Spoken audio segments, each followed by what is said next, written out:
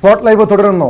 Thiruvananthapuram mayor Arya Rajendran KSRTC driver തർക്കത്തിൽ നിർണായകമായ memory card കാണാതായ സംഭവം പോലീസിനും KSRTCക്കും നാണക്കേടുണ്ടാക്കിയിരുന്നു. കാണാതായ മെമ്മറി കാർഡ് കണ്ടെത്താൻ അന്വേഷണം ഊർജിതമാക്കിയിരിക്കുകയാണ് പോലീസ്. KSRTCയുടെ പരാതിയിലാണ് അന്വേഷണം നടക്കുന്നത്. ഫോറൻസിക് സംഘവും വിരലടയാള വിദഗ്ധരും തമ്പാനൂർ യാർഡിലെത്തി ബെൽസിൽ പരിശോധന നടത്തും. ഡാൻ കുര്യൻ ചേരുന്നു തിരുവനന്തപുരത്ത് നിന്ന് വിശദാംശങ്ങളുമായി.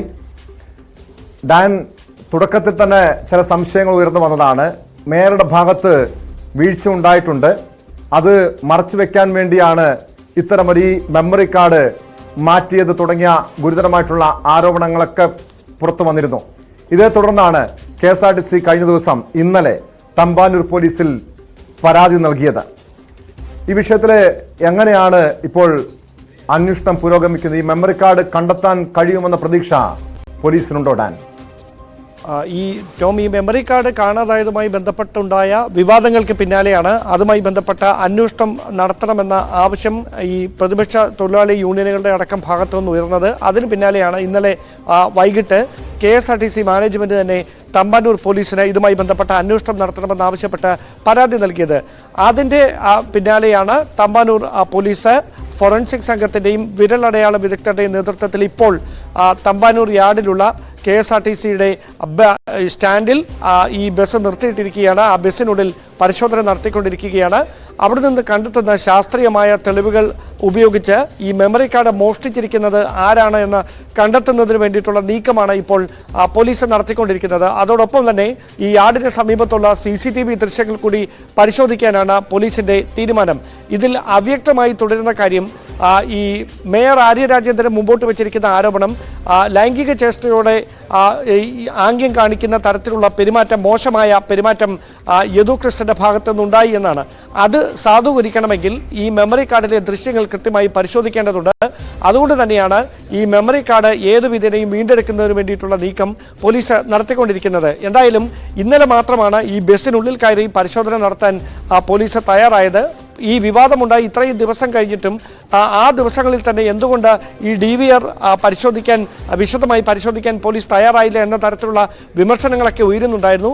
അതുകൊണ്ട് തന്നെ ഈ മെമ്മറി കാർഡ് നഷ്ടപ്പെട്ടിരിക്കുന്നത് ഇന്നലെയാണോ അതോ അതിനു മുമ്പുള്ള ഏതെങ്കിലും ദിവസങ്ങളിലാണോ എന്ന കാര്യത്തിലൊക്കെ വലിയ തരത്തിലുള്ള സംശയമുണ്ട്. കാരണം ധാരാളം ജീവനക്കാർ അവിടെ ജോലി ചെയ്യുന്നുണ്ട്. അവർക്ക് ഈ വാഹനങ്ങൾക്കുള്ളിൽ കയറുകയും ഇറങ്ങുകയും ഒക്കെ ചെയ്യുന്നതാണ്. സ്വാഭാവികമായി തെളിവുകൾ നശിക്കാൻ അത് കാരണമാകും എന്ന ഒരു ആശങ്കയും പോലീസിനുണ്ട്.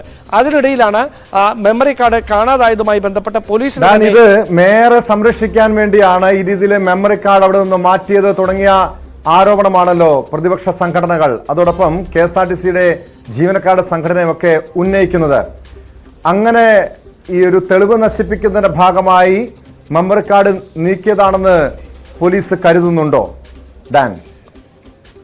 അവിടെ കൃത്യമായി മേയർ ഇടതുപക്ഷത്തിന്റെ പ്രതിനിധിയായി സ്വാഭാവികമായി തിരുവനന്തപുരം നഗരസഭയുടെ മേയറായി ചെറിയ പ്രായത്തിൽ തന്നെ തെരഞ്ഞെടുക്കപ്പെട്ട ഒരാളാണ്. അതുകൊണ്ട് തന്നെ ആര്യ രാജേന്ദ്രനോട് വ്യക്തിപരമായി വിദ്വേഷമുള്ളവർ അത് രാഷ്ട്രീയ ആയുധമായി ഉപയോഗിക്കുകയാണ് എന്ന ആക്ഷേപമായിരുന്നു ഇടത് കേന്ദ്രങ്ങൾ, പ്രത്യേകിച്ച് DYFI അടക്കമുള്ള സംഘടനകൾ കഴിഞ്ഞ ഏതാനും ദിവസങ്ങളായി മുമ്പോട്ട് പ്രതികരണങ്ങളിലടക്കം നിറഞ്ഞു നിന്നിരുന്നത് അത്തരം ആരോപണങ്ങളായിരുന്നു.